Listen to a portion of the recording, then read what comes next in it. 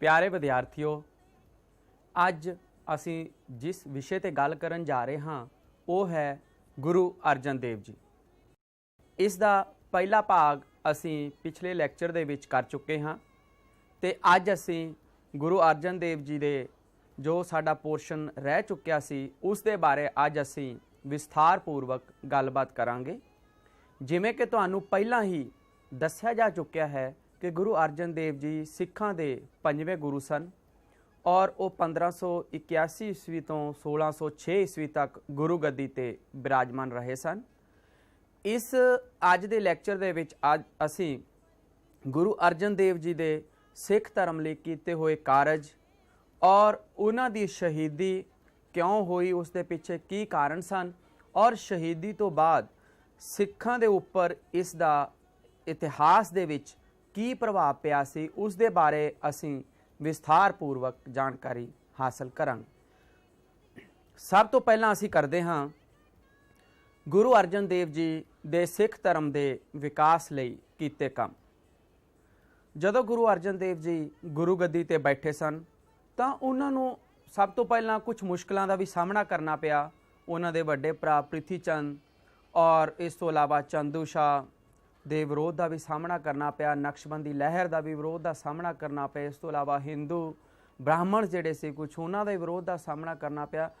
उस दे बावजूद भी गुरु अर्जन देव जी ने अपने गुरु काल के दौरान 1581 ईस्वी तो 1606 ईस्वी तक सिख धर्म के लिए उन्होंने बहुत सारे कारज किए कि उन्हां दी देण नूं बहुत ही वडमुली देण सिख इतिहास दे विच मन्निया जाता है। तो सब तो पहला फर्स्ट पॉइंट है साडे कोल गुरु अर्जन देव जी दे सिख धर्म के विकास लई कीते कामां दे विच हरमंदर साहब दा निर्माण। हरमंदर साहब दा निर्माण जिसनूं कि अज सिखां दा मक्का भी कहा जाता है। हरमंदर साहब का निर्माण गुरु अर्जन देव जी वालों कराया गया क्योंकि उस तो पहला रामदासपुरा की नींह रखी गई सी। गुरु रामदास जी जिहड़े कि सिखां दे चौथे गुरु सन, उन्होंने अमृतसर शहर वसाया सी। उत्थे दो सरोवरां की खुदाई शुरू करवाई गई, अमृतसर सरोवर अते संतोख सरोवर।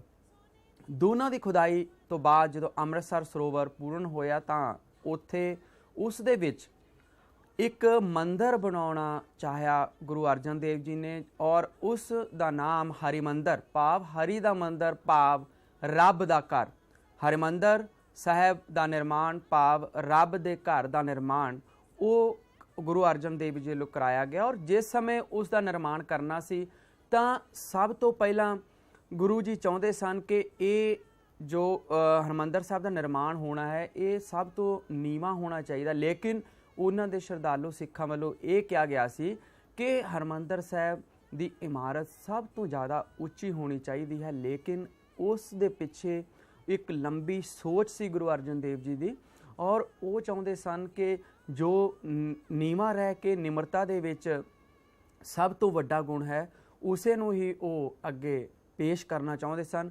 और इस तो अलावा जदों हरमंदर साहब का निर्माण होया सी तां उस दे 4 दरवाजे रखे गए सन कि अज भी असी जो अज दे दिन भी असी जाके उत्थे देखते हाँ दरबार साहब हरमंदर साहब के दर्शन कर जाते हाँ तो सानू की देखने को मिलता कि चारों पासियां तो वो दरवाजे खुले हैं। उसका भाव सी कि हर धर्म भाव चारों दिशावां तो कोई भी इत्थे दर्शन करने लई आ सकता है।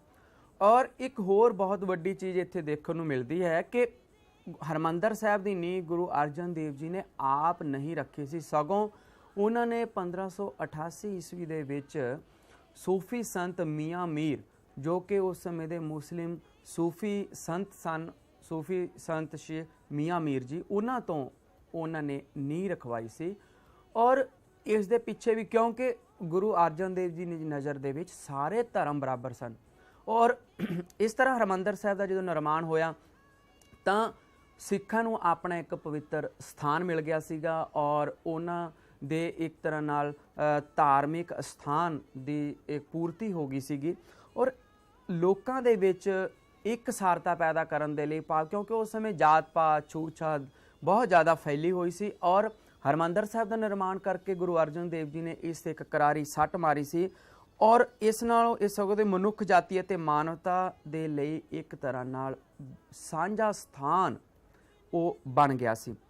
ਔਰ ਗੁਰੂ ਅਰਜਨ ਦੇਵ ਜੀ ਨੇ ਜਦੋਂ ਇਸ ਹਰਿਮੰਦਰ ਸਾਹਿਬ ਦਾ ਨਿਰਮਾਣ ਪੂਰਾ ਕਰਵਾ ਲਿਆ ਸੀ ਤਾਂ ਉਹਨਾਂ ਨੇ ਇਹ ਵੀ ਐਲਾਨ ਕੀਤਾ ਸੀ ਕਿ ਇਸ ਤੀਰਥ ਸਥਾਨ ਤੇ ਆਉਣ ਦਾ ਕਾਰਨ ਇੱਕ ਇਹ ਵੀ ਸੀ ਕਿ ਉਹਨਾਂ ਨੇ ਐਲਾਨ ਕਰ ਦਿੱਤਾ ਸੀ ਕਿ ਇੱਥੇ ਦਰਸ਼ਨ ਕਰਨ ਦੇ ਨਾਲ ਇਸ ਦਾ ਪੁੰਨ ਓਨਾ ਹੋਏਗਾ ਜਿੰਨਾ ਹਿੰਦੂਆਂ ਦੇ 68 ਤੀਰਥ ਸਥਾਨਾਂ ਤੇ ਜਾਣ ਦਾ।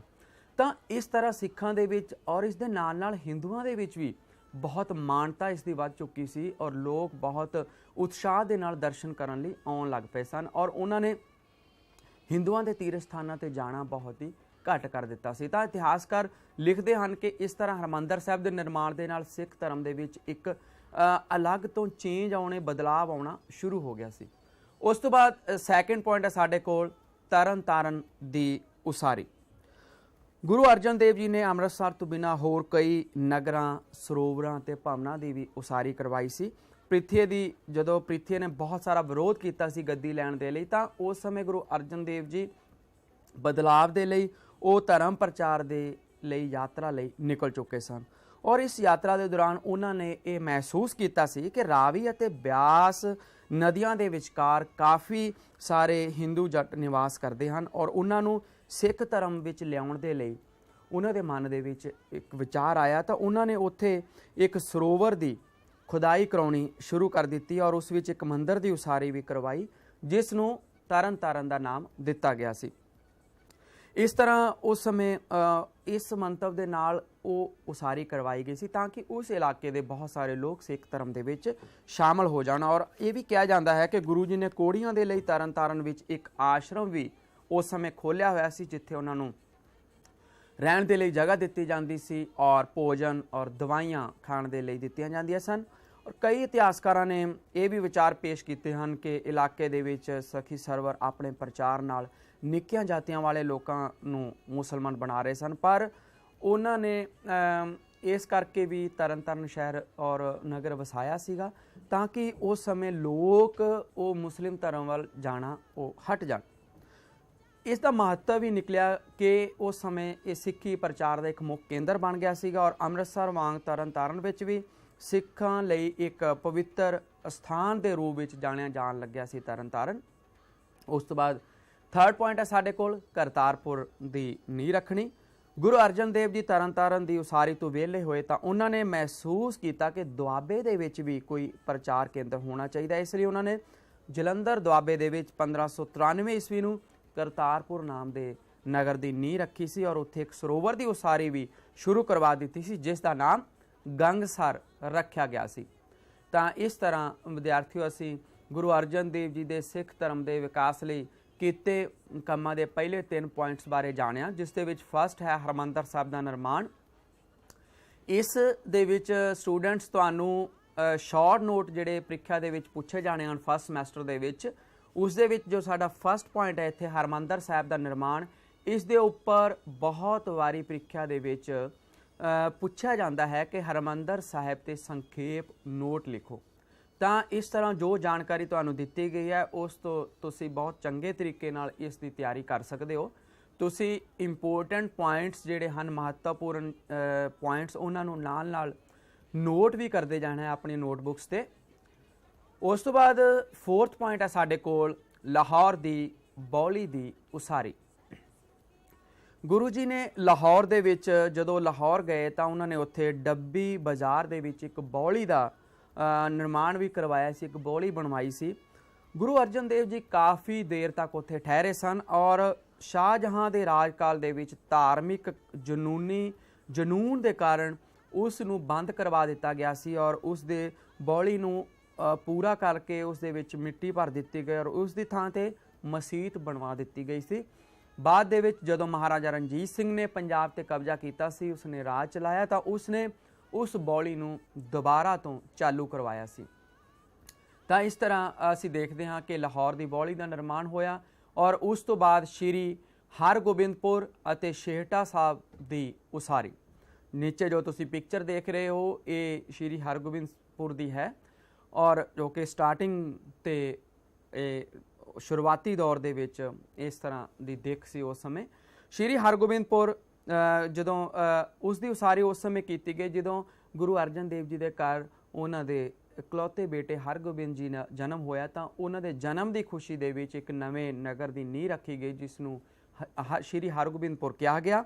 ਔਰ ਜਦੋਂ ਗੁਰੂ ਅਰਜਨ ਦੇਵ ਜੀ ਯਾਤਰਾ ਕਰਦੇ ਡੇਰਾ ਬਾਬਾ ਨਾਨਕ ਪਹੁੰਚੇ ਸੀ ਤਾਂ ਉੱਥੇ ਉਹਨਾਂ ਨੂੰ ਉਹ ਖਬਰ ਮਿਲੀ ਸੀ ਕਿ ਉਹਨਾਂ ਦੇ ਘਰ ਇੱਕ ਬੇਟੇ ਦਾ ਜਨਮ ਹੋਇਆ, ਤਾਂ ਉਸ ਜਨਮ ਦੀ ਖੁਸ਼ੀ ਦੇ ਵਿੱਚ ਉਹਨਾਂ ਨੇ ਨੀਂਹ ਰੱਖੀ ਸੀ। ਔਰ ਉਸ ਤੋਂ ਬਾਅਦ ਛੇਹਰਟਾ ਸਾਹਿਬ ਕਿ ਅੰਮ੍ਰਿਤਸਰ ਦੇ ਲਾਗੇ ਕੁਝ ਮੀਲਾਂ ਦੇ ਉੱਪਰ ਹੀ ਪਾਣੀ ਦੀ ਬੜੀ ਤਕਲੀਫ ਸੀ ਲੋਕਾਂ ਨੂੰ, ਔਰ ਉਸ ਨੂੰ ਦੂਰ ਕਰਨ ਲਈ ਆਪ ਨੇ ਇੱਥੇ ਖੂਹ ਬਣਵਾਇਆ ਸੀ ਔਰ ਉਸ ਉੱਤੇ 6 ਹਲਟ ਲਗਵਾਏ ਸਨ। ਇੱਥੇ ਹੌਲੀ ਹੌਲੀ ਹੀ ਇਸ ਦਾ ਨਾਮ ਛੇਹਰਟਾ ਨਾਮ ਨਗਰ ਵਸ ਗਿਆ ਸੀ ਔਰ ਦੋਨਾਂ ਦੀ ਹੀ ਧਾਰਮਿਕ ਤੌਰ ਤੇ ਬਹੁਤ ਮਹੱਤਤਾ ਹੈ।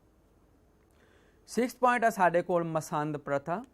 ਜਦੋਂ ਅਸੀਂ ਮਸੰਦ ਪ੍ਰਥਾ ਬਾਰੇ ਪਹਿਲਾਂ ਵੀ ਜ਼ਿਕਰ ਕਰ ਚੁੱਕੇ ਹਾਂ, ਜਦੋਂ ਗੁਰੂ ਰਾਮਦਾਸ ਜੀ ਦੇ ਬਾਰੇ ਅਸੀਂ ਜਾਣਕਾਰੀ ਹਾਸਲ ਕੀਤੀ ਸੀ ਤਾਂ ਉਸ ਦੇ ਵਿੱਚ ਵੀ ਅਸੀਂ ਮਸੰਦ ਪ੍ਰਥਾ ਦੇ ਬਾਰੇ ਜਾਣਿਆ ਸੀ ਕਿ ਮਸੰਦ ਪ੍ਰਥਾ ਜਿਵੇਂ ਕਿ ਗੁਰੂ ਨਾਨਕ ਦੇਵ ਜੀ ਨੇ ਸਿੱਖ ਧਰਮ ਦੀ ਸ਼ੁਰੂਆਤ ਕੀਤੀ ਸੀ ਔਰ ਸ਼ੁਰੂਆਤੀ ਦੌਰ ਦੇ ਵਿੱਚ ਸਿੱਖਾਂ ਦੀ ਗਿਣਤੀ ਬਹੁਤ ਘੱਟ ਸੀ ਔਰ ਹੌਲੀ ਹੌਲੀ ਇਹ ਗਿਣਤੀ ਦੂਜੇ ਗੁਰੂ ਅੰਗਦ ਦੇਵ ਜੀ ਦੇ ਸਮੇਂ, ਇਸੇ ਤਰ੍ਹਾਂ ਗੁਰੂ ਅਮਰਦਾਸ ਜੀ ਦੇ ਸਮੇਂ ਔਰ ਗੁਰੂ ਰਾਮਦਾਸ ਜੀ ਸਮੇਂ ਇਹ ਗਿਣਤੀ ਵੱਧਦੀ ਚਲੀ ਗਈ। ਔਰ ਲੰਗਰ ਦੀ ਸੰਸਥਾ ਜਿਵੇਂ ਕਿ ਸਾਨੂੰ ਸ਼ੁਰੂਆਤੀ ਦੌਰ 'ਤੇ ਪਤਾ ਲੱਗ ਗਿਆ ਸੀ ਕਿ ਗੁਰੂ ਨਾਨਕ ਦੇਵ ਜੀ ਨੇ ਸੰਗਤ ਅਤੇ ਪੰਗਤ ਨੂੰ ਹੀ ਲੰਗਰ ਕਿਹਾ ਗਿਆ ਹੈ ਕਿ ਉਹਨਾਂ ਦੀ ਸ਼ੁਰੂਆਤ ਕੀਤੀ ਸੀ। ਔਰ ਉਸ ਲੰਗਰ ਨੂੰ ਚਲਾਉਣ ਦੇ ਲਈ ਖੁਦ ਹੀ ਸਿੱਖ ਸੰਗਤਾਂ ਆਪਣੇ ਹੀ ਪੈਸਿਆਂ ਦੇ ਨਾਲ ਉਹ ਲੰਗਰ ਨੂੰ ਚਲਾਉਂਦੇ ਸਨ ਔਰ ਕਿਸੇ ਤੋਂ ਵੀ ਕੋਈ ਦਾਨ ਦਕਸ਼ਨਾ ਉਹ ਨਹੀਂ ਲੈਂਦੇ ਸਨ। ਇਸ ਤਰ੍ਹਾਂ ਹੌਲੀ ਹੌਲੀ ਜਿਵੇਂ ਜਿਵੇਂ ਸਿੱਖਾਂ ਦੀ ਗਿਣਤੀ ਵੱਧਦੀ ਚਲੀ ਗਈ ਔਰ ਧਾਰਮਿਕ ਸਥਾਨਾਂ ਨੂੰ ਦੀ ਉਸਾਰੀ ਦੇ ਲਈ, ਇਸੇ ਤਰ੍ਹਾਂ ਜਿਵੇਂ ਕਿ ਅਸੀਂ ਪਹਿਲਾਂ ਜਾਣਿਆ ਕਿ ਸੰਤੋਖਸਰ ਔਰ ਅੰਮ੍ਰਿਤਸਰ ਸਰੋਵਰਾਂ ਦੀ ਖੁਦਾਈ ਦੇ ਲਈ ਵੀ ਬਹੁਤ ਸਾਰੇ ਪੈਸੇ ਦੀ ਲੋੜ ਸੀ। ਇਸ ਦੇ ਨਾਲ ਧਾਰਮਿਕ ਸਥਾਨਾਂ ਦੀ ਉਸਾਰੀ ਦੇ ਲਈ ਪੈਸੇ ਦੀ ਲੋੜ ਸੀ, ਲੰਗਰ ਦੇ ਲਈ ਪੈਸੇ ਦੀ ਲੋੜ ਸੀ, ਤਾਂ ਮਸੰਦਾਂ ਦੀ ਨਿਯੁਕਤੀ ਕੀਤੀ ਗਈ ਸੀ। ਮਸੰਦ ਫਾਰਸੀ ਭਾਸ਼ਾ ਦੇ ਸ਼ਬਦ ਮਸਨਦ ਦਾ ਵਿਗੜਿਆ ਹੋਇਆ ਰੂਪ ਹੈ ਜਿਸ ਦਾ ਅਰਥ ਹੁੰਦਾ ਹੈ ਉੱਚਾ ਸਥਾਨ। ਭਾਵ ਸਿੱਖਾਂ ਦੇ ਵਿੱਚ ਹੀ ਕੁਝ ਇੱਕ ਸ਼ਰਧਾਲੂਆਂ ਨੂੰ ਮਸੰਦ ਕਿਹਾ ਜਾਣ ਲੱਗ ਪਿਆ ਸੀ, ਭਾਵ ਉਹਨਾਂ ਨੂੰ ਉੱਚਾ ਸਥਾਨ ਦਿੱਤਾ ਗਿਆ ਸੀ ਜਿਹੜੇ ਵੱਖ-ਵੱਖ ਇਲਾਕਿਆਂ ਦੇ ਵਿੱਚ ਜਾ ਕੇ ਉਹ ਗੁਰੂ ਘਰ ਦੇ ਲਈ ਭੇਟਾਂ ਆਮ ਲੋਕਾਂ ਤੋਂ ਲੈਂਦੇ ਸਨ ਔਰ ਉਹ ਭੇਟਾਂ ਨੂੰ ਉਹ ਬਾਅਦ ਦੇ ਵਿੱਚ ਗੁਰੂ ਘਰ ਦੇ ਵਿੱਚ ਜਾ ਕੇ ਜਮ੍ਹਾਂ ਕਰਵਾ ਦਿੰਦੇ ਸਨ ਔਰ ਉਹਨਾਂ ਨੂੰ ਉਸ ਦੀ ਰਸੀਦ ਵੀ ਮਿਲਦੀ ਸੀ। ਇਸ ਦੇ ਨਾਲ ਬਹੁਤ ਸਾਰੇ ਫਾਇਦੇ ਵੀ ਹੋਏ ਸਨ ਕਿ ਸਿੱਖਾਂ ਦੇ ਵਿੱਚ ਇੱਕ ਤਰ੍ਹਾਂ ਨਾਲ ਸਿੱਖ ਹੌਲੀ ਹੌਲੀ ਇਕਨੋਮਿਕਲੀ ਸਟਰੋਂਗ ਹੋ ਗਏ ਸੀ, ਆਰਥਿਕ ਪੱਖੋਂ ਖੁਸ਼ਹਾਲ ਹੋ ਗਏ ਸੀ, ਤਾਂ ਉਹਨਾਂ ਨੇ ਬੜੇ ਚੰਗੇ ਤਰੀਕੇ ਦੇ ਨਾਲ ਲੰਗਰ ਚਲਾਉਣੇ ਸ਼ੁਰੂ ਕਰ ਦਿੱਤੇ ਸਨ। ਇਸ ਦੇ ਨਾਲ ਹੀ ਉਹਨਾਂ ਨੇ ਜੋ ਕੰਮ ਉਲੀਕੇ ਹੋਏ ਸਨ ਉਹ ਵੀ ਪੂਰੇ ਹੋਣੇ ਸ਼ੁਰੂ ਹੋ ਗਏ ਸਨ। ਮਸੰਦ ਪ੍ਰਥਾ ਦੇ ਵਿੱਚ ਅਸੀਂ ਅੱਗੇ ਨੈਕਸਟ ਪੁਆਇੰਟ ਕਰਦੇ ਹਾਂ ਜਿਸ ਦੇ ਵਿੱਚ ਹੈ ਕਿ ਮਸੰਦ ਪ੍ਰਥਾ ਦੇ ਸਭ ਤੋਂ ਪਹਿਲਾਂ ਤਾਂ ਸਾਡੇ ਕੋਲ ਆਉਂਦਾ ਹੈ ਕਿ ਮਸੰਦ ਪ੍ਰਥਾ ਨੂੰ ਸੰਗਠਿਤ ਕੀਤਾ ਗਿਆ ਤਾਂ ਉਸ ਦੇ ਪਿੱਛੇ ਕੀ ਕਾਰਨ ਸਨ, ਜਿਸ ਦੇ ਵਿੱਚ ਹੁਣੇ ਤੁਸੀਂ ਦੇਖੋਗੇ ਕਿ ਉਸ ਦੇ ਵਿੱਚ ਫਸਟ ਪੁਆਇੰਟ ਹੈ ਕਿ ਆਮਦਨ ਦਾ ਅੰਦਾਜ਼ਾ ਨਹੀਂ ਸੀ ਉਸ ਸਮੇਂ ਦੇ ਵਿੱਚ। ਕਿਉਂਕਿ ਸੰਗਠਿਤ ਕਰਨਾ ਕਿਉਂ ਪਿਆ ਸੀ ਉਸ ਸਮੇਂ, ਉਸ ਦੇ ਪਿੱਛੇ ਇੱਕ ਕਾਰਨ ਇਹ ਵੀ ਸੀ ਕਿ ਆਮਦਨ ਦਾ ਕੋਈ ਅੰਦਾਜ਼ਾ ਨਹੀਂ ਸੀ ਗੁਰੂ ਅਰਜਨ ਦੇਵ ਜੀ ਨੂੰ ਕਿ ਕਿੰਨੀ ਆਮਦਨ ਹੋ ਰਹੀ ਹੈ, ਕਿੰਨਾ ਖਰਚਾ ਹੋ ਰਿਹਾ ਹੈ। ਇਸ ਕਰਕੇ ਵੀ ਮਸੰਦ ਪ੍ਰਥਾ ਨੂੰ ਸੰਗਠਿਤ ਕਰਨਾ ਪਿਆ ਸੀ। ਉਸ ਤੋਂ ਬਾਅਦ ਕਈ ਕੰਮ ਅਧੂਰੇ ਰਹਿਣ ਦਾ ਡਰ, ਬਹੁਤ ਸਾਰੇ ਕੰਮ ਐਸੇ ਸਨ ਜਿਹੜੇ ਕਿ ਉਸ ਸਮੇਂ ਉਲੀਕੇ ਗਏ ਸਨ, ਲੇਕਿਨ ਇਕਨੋਮਿਕਲੀ ਆਰਥਿਕ ਪੱਖੋਂ ਕਿੰਨਾ ਪੈਸਾ ਚਾਹੀਦਾ ਉਸ ਕੰਮ ਨੂੰ ਪੂਰਾ ਕਰਨ ਲਈ ਉਹ ਹਾਲੇ ਨਹੀਂ ਸੋਚਿਆ ਗਿਆ ਸੀ ਔਰ ਕਿੱਥੋਂ ਇਹ ਪੈਸਾ ਆਵੇਗਾ ਉਸ ਬਾਰੇ ਵੀ ਇਹ ਨਹੀਂ ਸੋਚਿਆ ਗਿਆ ਸੀ।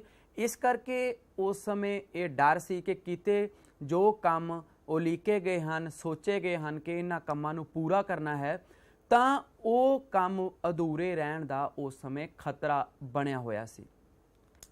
ਫਿਰ ਇੱਕ ਥਰਡ ਪੁਆਇੰਟ ਇਹ ਵੀ ਆਉਂਦਾ ਹੈ ਮਸੰਦ ਪ੍ਰਥਾ ਦੇ ਸੰਗਠਿਤ ਕਰਨ ਦਾ ਕਿ ਕਾਰ ਭੇਟਾਂ ਦੀ ਹਾਨੀ, ਭਾਵ ਕਿ ਉਸ ਸਮੇਂ ਜਿੰਨੀ ਵੀ ਭੇਟਾਂ ਆਉਂਦੀ ਸੀ, ਜੋ ਮਸੰਦ ਇਕੱਠੀ ਕਰਕੇ ਲਿਆਉਂਦੇ ਸੀ, ਉਹ ਉਸ ਨੂੰ ਰਾਸਤੇ ਦੇ ਵਿੱਚ ਕਈ ਵਾਰੀ ਲੁੱਟ ਲਿਆ ਜਾਂਦਾ ਸੀ ਔਰ ਉਹਨਾਂ ਦੇ ਵਿੱਚੋਂ ਉਸ ਸਮੇਂ ਪ੍ਰਿਥੀ ਚੰਦ ਜਿਹੜਾ ਕਿ ਗੁਰੂ ਅਰਜਨ ਸਾਹਿਬ ਦਾ ਵੱਡਾ ਭਰਾ ਸੀ, ਉਹ ਗੁਰੂ ਅਰਜਨ ਦੇਵ ਜੀ ਦਾ ਬੜਾ ਵਿਰੋਧ ਕਰਦਾ ਸੀ ਔਰ ਉਹ ਰਾਸਤੇ ਦੇ ਵਿੱਚ ਭੇਟਾਂ ਨੂੰ ਲੁੱਟ ਲਿਆ ਕਰਦਾ ਸੀ ਔਰ ਉਸ ਭੇਟਾਂ ਨੂੰ ਲੁੱਟਣ ਤੋਂ ਬਾਅਦ ਉਹ ਆਪਣੇ ਵੱਲੋਂ ਉਸ ਦੀ ਇਹੀ ਕੋਸ਼ਿਸ਼ ਹੁੰਦੀ ਸੀ ਕਿ ਲੰਗਰ ਖਾਣ ਲਈ ਉਹ ਲੋਕਾਂ ਨੂੰ ਗੁਰੂ ਅਰਜਨ ਦੇਵ ਜੀ ਕੋਲ ਭੇਜ ਦਿੰਦਾ ਸੀ, ਜਿਸ ਕਰਕੇ ਹੌਲੀ ਹੌਲੀ ਇਹ ਖਤਰਾ ਪੈਦਾ ਹੋਣਾ ਸ਼ੁਰੂ ਹੋ ਗਿਆ ਸੀ ਕਿ ਧਨ ਦੀ ਘਾਟ ਹੋ ਜਾਣੀ ਹੈ।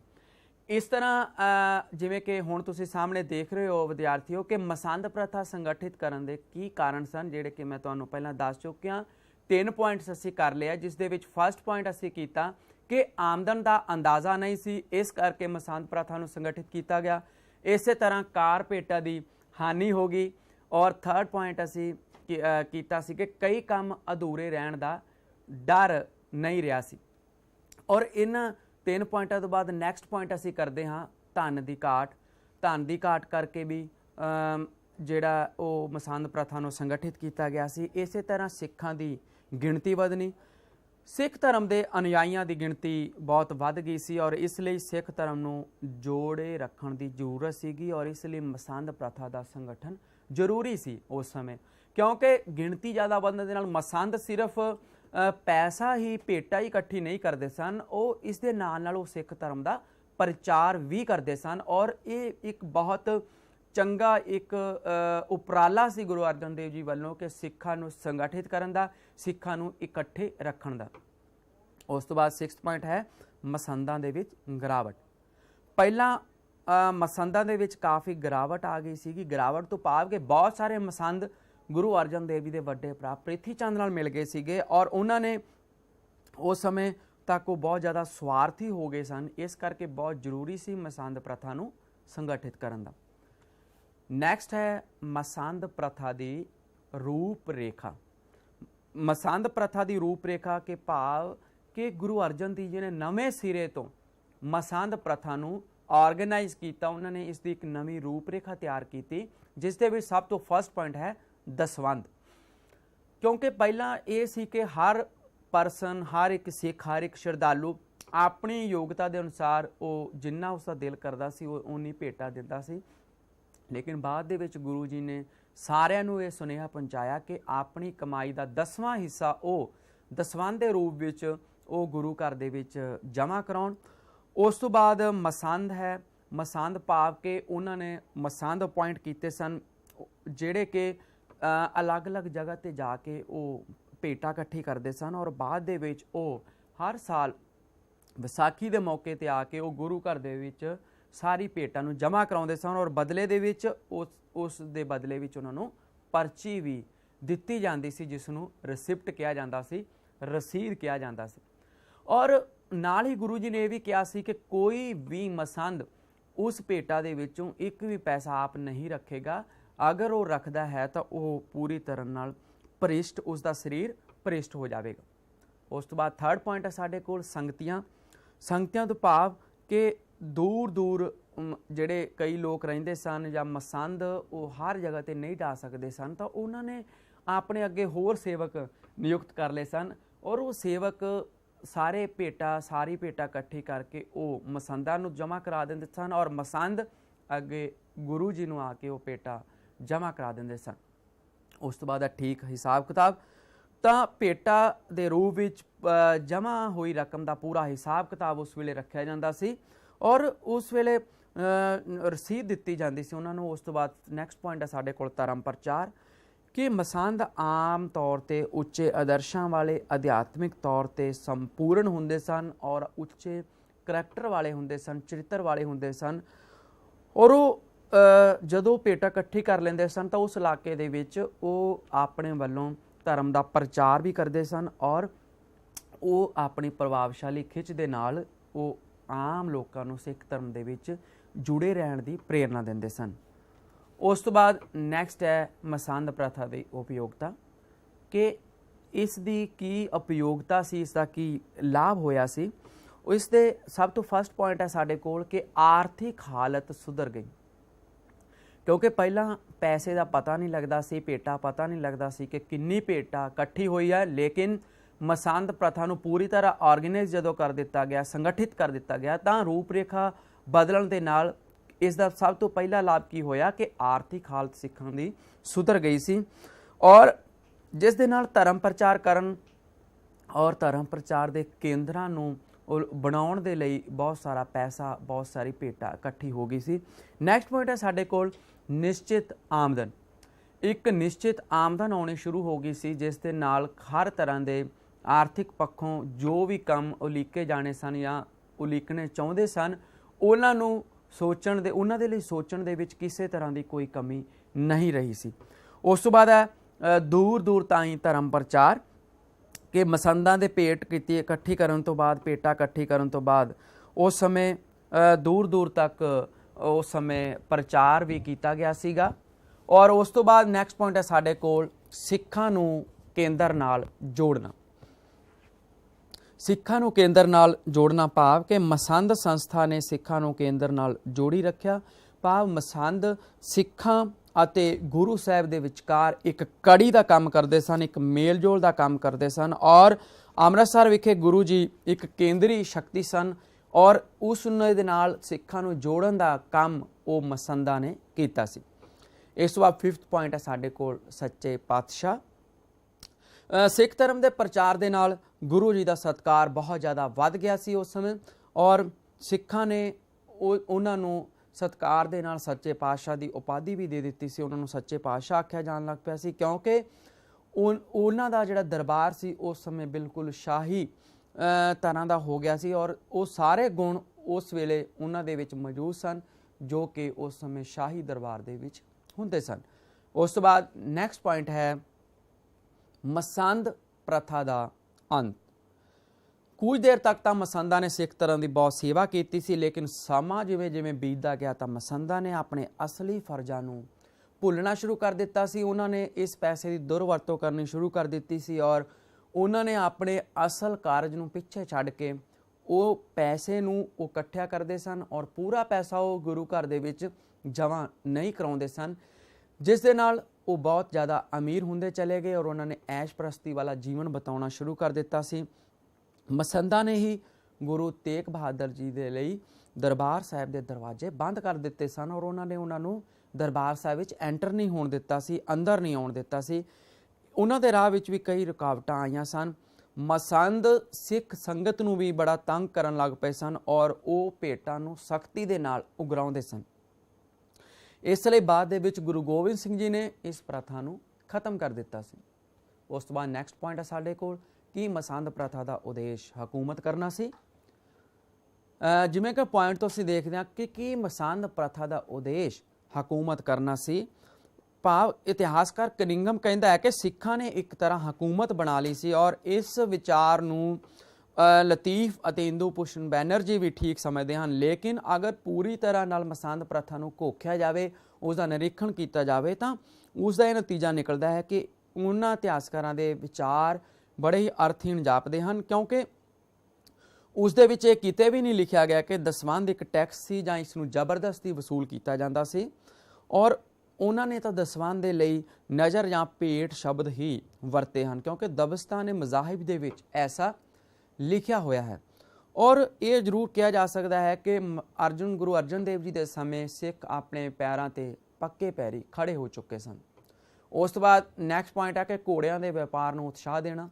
ਗੁਰੂ ਅਰਜਨ ਦੇਵ ਜੀ ਨੇ ਆਪਣੇ ਸਿੱਖਾਂ ਨੂੰ ਘੋੜਿਆਂ ਦੇ ਵਪਾਰ ਕਰਨ ਲਈ ਵੀ ਕਿਹਾ, ਕਿਉਂਕਿ ਉਹ ਚਾਹੁੰਦੇ ਸਨ ਕਿ ਆਰਥਿਕ ਪੱਖ ਤੋਂ ਸਿੱਖ ਪੂਰੀ ਤਰ੍ਹਾਂ ਨਾਲ ਖੁਸ਼ਹਾਲ ਹੋ ਜਾਣ। ਇਸ ਕਰਕੇ ਉਹਨਾਂ ਨੇ ਸਿੰਧ ਨਦੀ ਤੋਂ ਪਾਰ ਘੋੜਿਆਂ ਦੇ ਵਪਾਰ ਕਰਨ ਲਈ ਵੀ ਸਿੱਖਾਂ ਨੂੰ ਸਲਾਹ ਦਿੱਤੀ ਸੀ। ਔਰ ਇਸ ਦੇ ਲਈ ਧਰਮ ਦੇ ਵਿਕਾਸ ਦੇ ਲਈ 3 ਲਾਭ ਹੋਏ ਸਨ ਉਸ ਸਮੇਂ।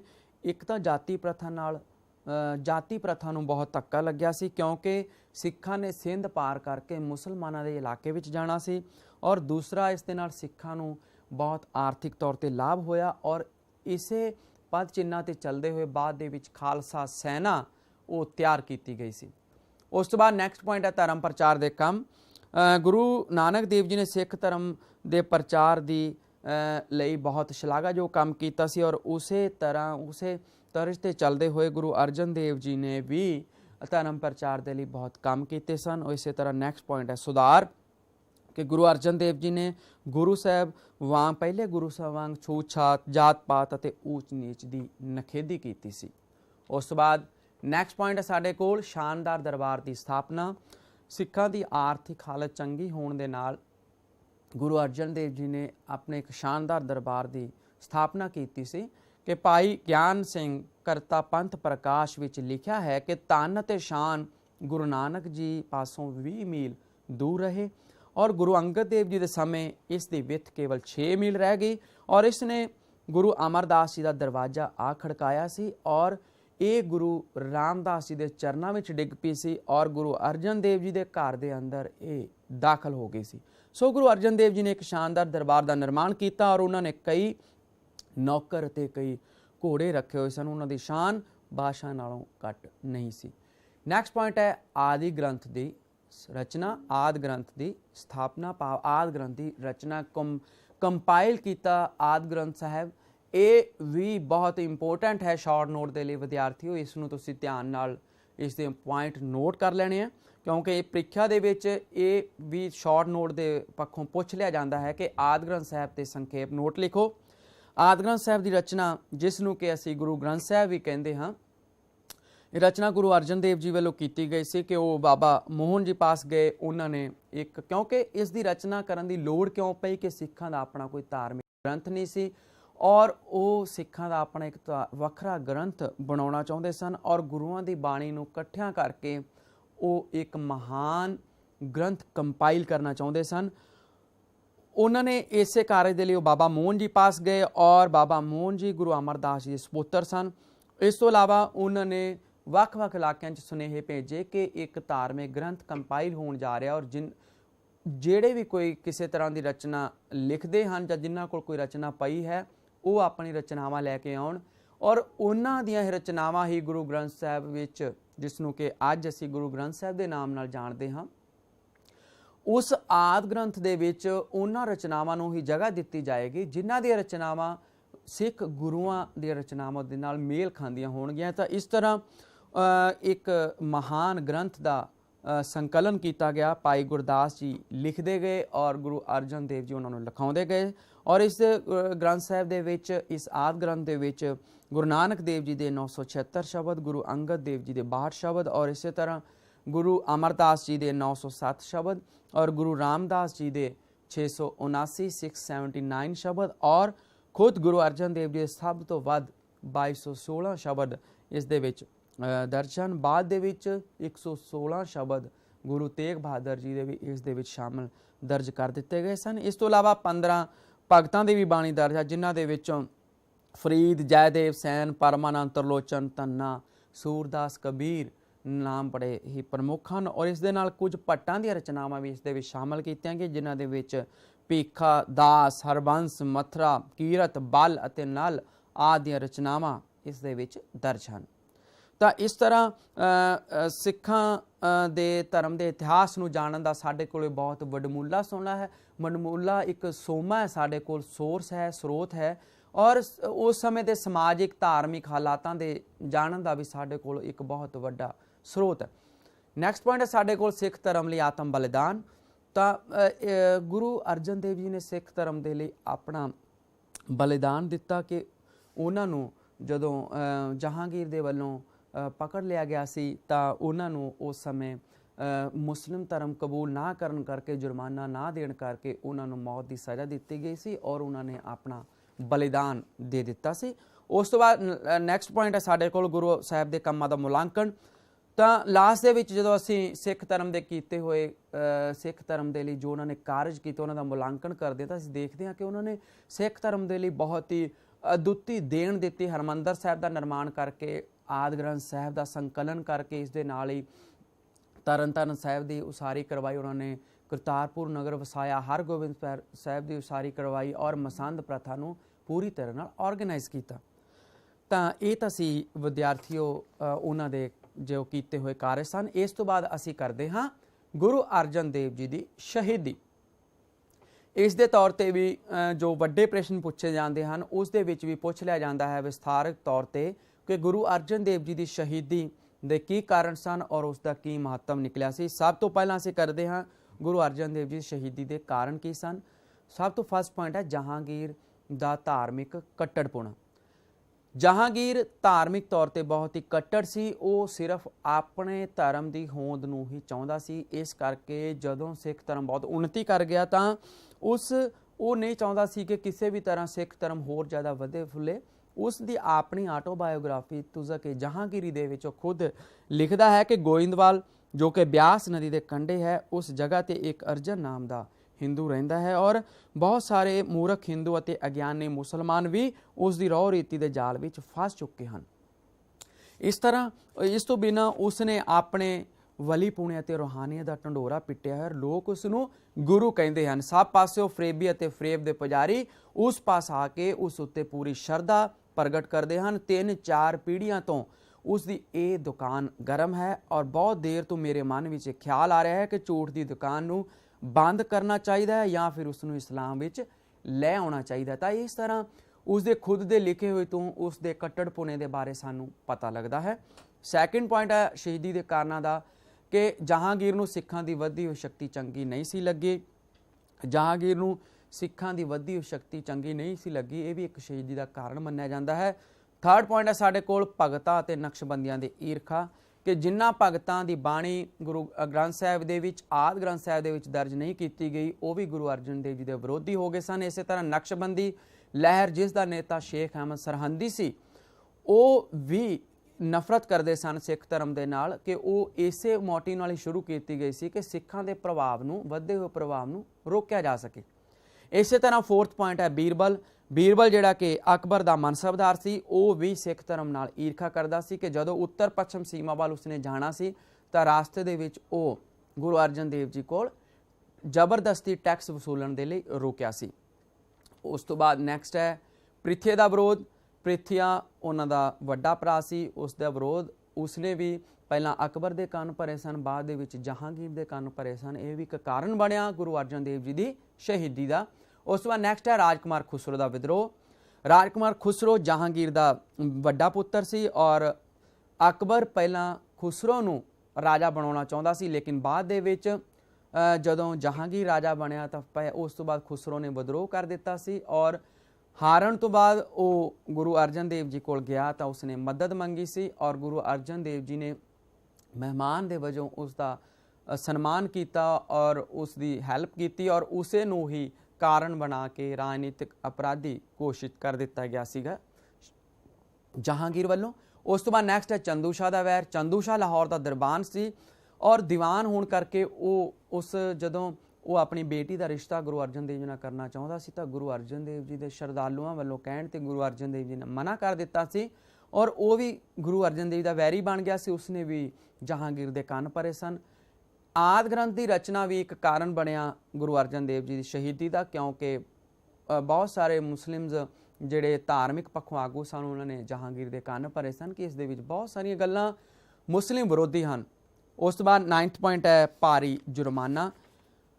ਗੁਰੂ ਅਰਜਨ ਦੇਵ ਜੀ ਨੂੰ ਜਦੋਂ ਗ੍ਰਿਫਤਾਰ ਕਰ ਲਿਆ ਗਿਆ ਸੀ ਤਾਂ ਉਹਨਾਂ 'ਤੇ ਭਾਰੀ ਜੁਰਮਾਨਾ ਲਾਇਆ ਗਿਆ ਸੀਗਾ। ਜਦੋਂ ਜੁਰਮਾਨਾ ਭਰਨ ਦੇ ਲਈ ਉਹਨਾਂ ਨੂੰ ਕਿਹਾ ਗਿਆ ਕਿ ਤਾਂ ਗੁਰੂ ਅਰਜਨ ਦੇਵ ਜੀ ਨੇ ਜੁਰਮਾਨਾ ਭਰਨ ਤੋਂ ਮਨਾ ਕਰ ਦਿੱਤਾ ਸੀਗਾ, ਉਹ ਵੀ ਇੱਕ ਕਾਰਨ ਬਣਿਆ ਗੁਰੂ ਅਰਜਨ ਦੇਵ ਜੀ ਦੀ ਸ਼ਹੀਦੀ ਦਾ।